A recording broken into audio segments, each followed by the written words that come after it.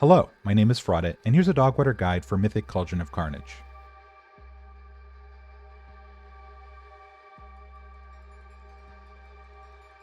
Like Vexy, this boss is relatively straightforward, with very few changes from Heroic. The composition for this fight can be any combination of 2 tanks, 4 healers, and 14 DPS. Also like Vexy, you can adjust this later in the tier, adding or dropping healers as needed for more healing or DPS.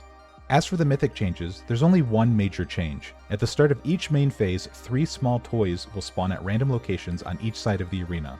Small dinos for the dino side, and small gorillas for the gorilla side.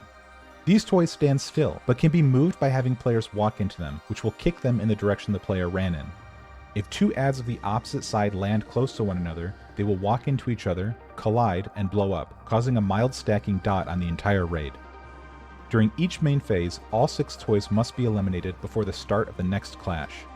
Any toys that remain active during the clash will be blown up by the boss instead, dealing near lethal damage to the entire raid. Other than this mechanic, the fight functions mostly as it did on Heroic, with a slightly different cadence of mechanics and a higher throughput requirement. Let's get into the strategy, starting with the Mythic mechanic. Divide your raid into 2 groups, one for each side of the arena. Additionally, assign 1 person in each group to be your designated toy kicker. The best specs for this are mobile ranged players, such as BM hunters, but really your best bet is just your most reliable players. During the fight, your 2 toy kickers can exclude themselves from bomb baiting and bomb soaking in order to make sure that the toys get kicked in at the right time. As for how and when to kick in toys, there is no set rule and many guilds freestyle it, but here's a good starting point. On pull, your red toy kicker gets one of the red toys to the blue side as quickly as possible, ideally before the first bomb comes out. Then, if needed, the blue side kicks 1 blue toy in to make the first collision ideally within the first 10 seconds of the fight. After that, the remaining 2 blue toys can be lined up in the middle, and your red toy kicker can kick 1 toy to the middle after each bomb soak on the red side. This means that you should have all 6 toys removed sometime after the second bomb soak on the red side. Your deadline is the clash, which happens after the 3rd bomb soak. If you fall behind, in a pinch you can collide 2 sets of toys at once, but try to avoid this as the dots stack up and can hit quite hard at 2 stacks.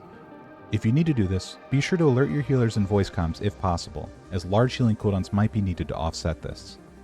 As for the rest of the raid, not much changes from Heroic, other than a slight change in cadence. Lust on pull, and tanks pull each boss to the respective side. On the red dino side, pull the boss close to the edge, and have all players bait a bomb as close to the edge as possible.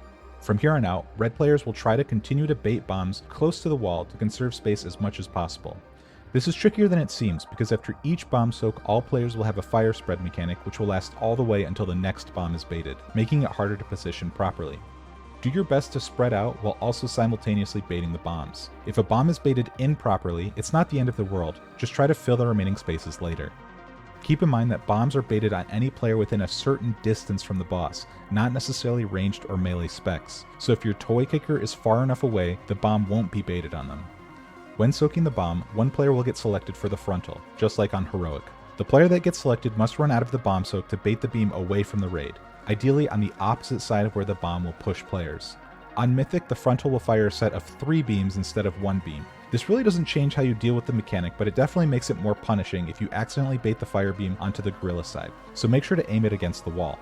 As for the gorilla side, make sure players CC the fixating voltaic image adds properly. Like with the toy mechanic, there's not a set rule for this, but a good guideline is that if the fixate adds spawn close to the wall, CC them as soon as possible so they spawn silence puddles on the edge. If images spawn towards the middle of the room, try to kite them to the edge before CCing them. As on Heroic, all blue players should avoid over-moving so that they don't get stunned. When the 2 bosses collide during clash, players cleave down both bosses while simultaneously dodging the hectic array of waves and swirlies. After the clash finishes, players swap sides to make sure that their stacking debuff wears off.